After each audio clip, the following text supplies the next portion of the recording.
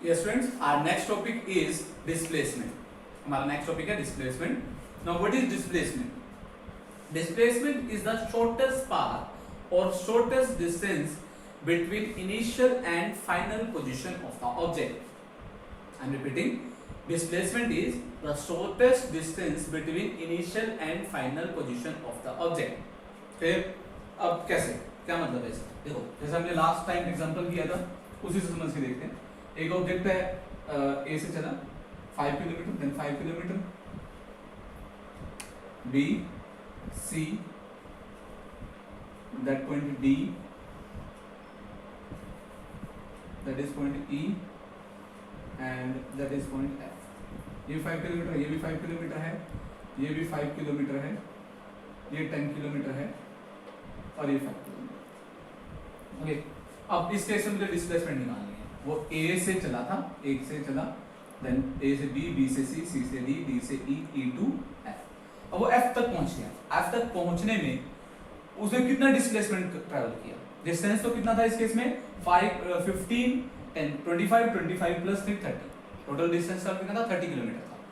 अब मुझे ये फाइंड आउट करना है, डिस्प्लेसमेंट फाइंड आउट करनी है. डिस्प्लेसमेंट क्या होगा? The shortest part between initial and final position. Initial और फाइनल पोजीशन के बीच का शॉर्टेस्ट पार्ट. अब वो कितना होगा? वो ऑफ कोर्स मैं डॉटेड लाइन से शो कर रहा हूं. ये जो लाइन है ये क्या शो कर रही है? डिस्प्लेसमेंट को शो कर रही है. एएफ लाइन क्या शो कर रही है? डिस्प्लेसमेंट को. That is the shortest path between initial and the final position. That will be the displacement. अब इसको कैलकुलेट कैसे करेंगे? सिंपल मैथमेटिक्स के थ्रू हम इसको क्या कर सकते हैं? कैलकुलेट कर सकते हैं. कैसे? हमें पता है ये 5 है, ये 5 है, ये 5 है, ये 10 है, ये 5 है, तो ऑफ कोर्स ये डिस्टेंस भी क्या होगा? 5 किलोमीटर होगा. ओके, और ये एक राइट ट्रायंगल है, ए बी एफ एक राइट ट्रायंगल है. मुझे बेस और परपेंडिकुलर दोनों ही कितने गिवन है? 5 गिवन है. तो मैं क्या हाइपोटेन्यूज निकाल सकता हूँ by using Pythagoras theorem. Hypotenuse square is equal to perpendicular square plus base square. Hypotenuse मुझे फाइंड आउट करनी है. परपेंडिकुलर 5 है और बेस भी क्या है? 25 प्लस 20, दैट विल बी 50. तो हाइपोटेन्यूज स्क्वायर कितना आ गया? 50 आ गया. तो हाइपोटेन्यूज कितना आएगा? अंडर रूट ऑफ 50 आएगा.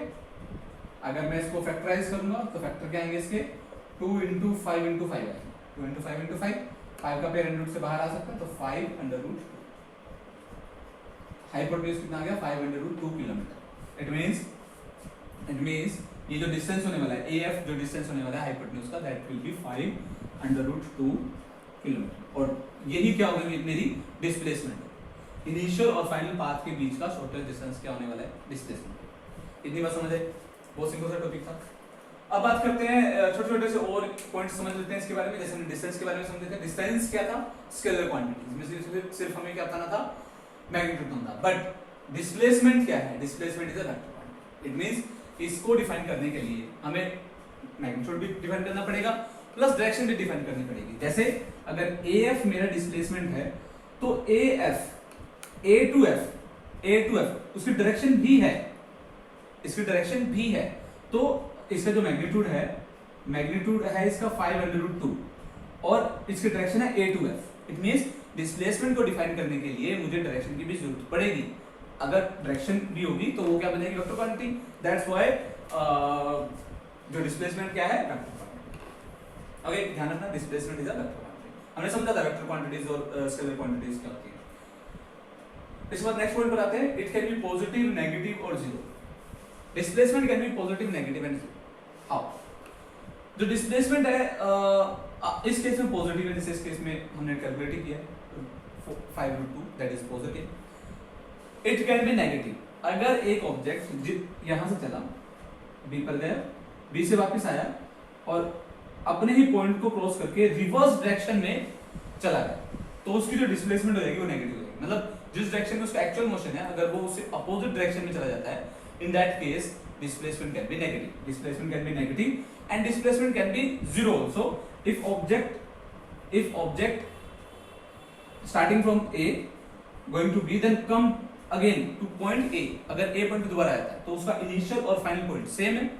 अगर उसका इनिशियल और फाइनल पॉइंट सेम है तो उसकी डिस्प्लेसमेंट क्या होगी? जीरो, क्योंकि उसका इनिशियल पॉइंट भी वही है और फाइनल पॉइंट भी वही है, तो उनके बीच का डिस्टेंस कितना होने वाला है? जीरो. That's why the displacement in that case will be zero. So displacement can be negative, positive as well as zero. ठीक है, तो अलग अलग केस में डिस्प्लेसमेंट अलग अलग हो सकती है। इसके बाद नेक्स्ट पॉइंट की बात करते हैं, SI unit of displacement is metre.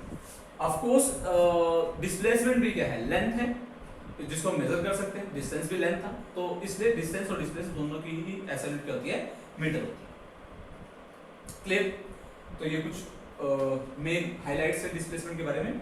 अब डिस्प्लेसमेंट को एक और एग्जांपल से समझते हैं। जैसे हमने डिस्टेंस को समझा था, वैसे एक और एग्जांपल से डिस्प्लेसमेंट को समझते हैं। ठीक है, again A to B object जाएगा और यहाँ पे कोई भी पॉइंट ले लेते हैं, सी पॉइंट ले लेते हैं, यहाँ पे कोई भी पॉइंट डी ले लेते हैं।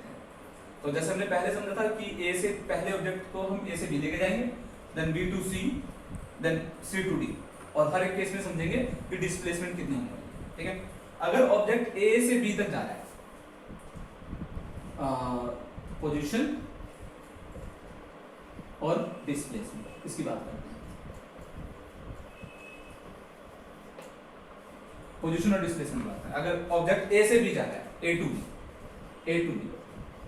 बी जा रहा है, तो डिस्प्लेसमेंट क्या होगी, जो शॉर्टेस्ट पाथ होगा ए से बी तक के लिए, क्योंकि स्ट्रेट लाइन पाथ है, तो ए से बी तक का जो शॉर्टेस्ट पाथ होगा वो 150 मीटर ही होगा, क्योंकि ये स्ट्रेट लाइन पाथ, और स्ट्रेट लाइन पाथ क्या होता है, शॉर्टेस्ट पाथ ही होता है। तो ए से बी तक का जो डिस्प्लेसमेंट होने वाला है वो कितना होने वाला है, 150 मीटर होने वाला है। Yes, that will be 150 metre.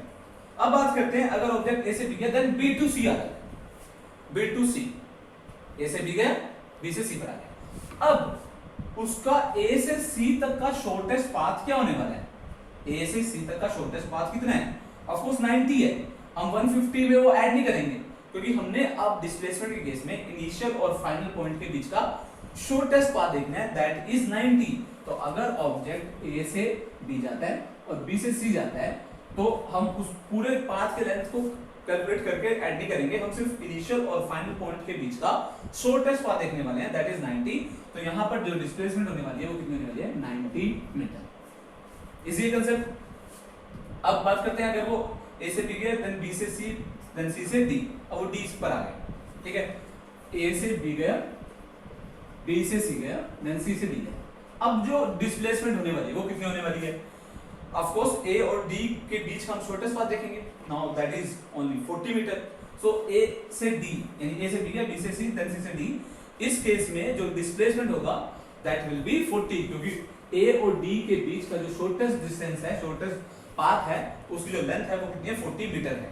That's why the displacement will be 40 metre. तो बहुत इजी सा कांसेप्ट है, बहुत छोटा सा कांसेप्ट है, तो इसको ध्यान से समझना। इसके बाद हम अपना नया टॉपिक स्टार्ट करेंगे, दैट इज स्पीड।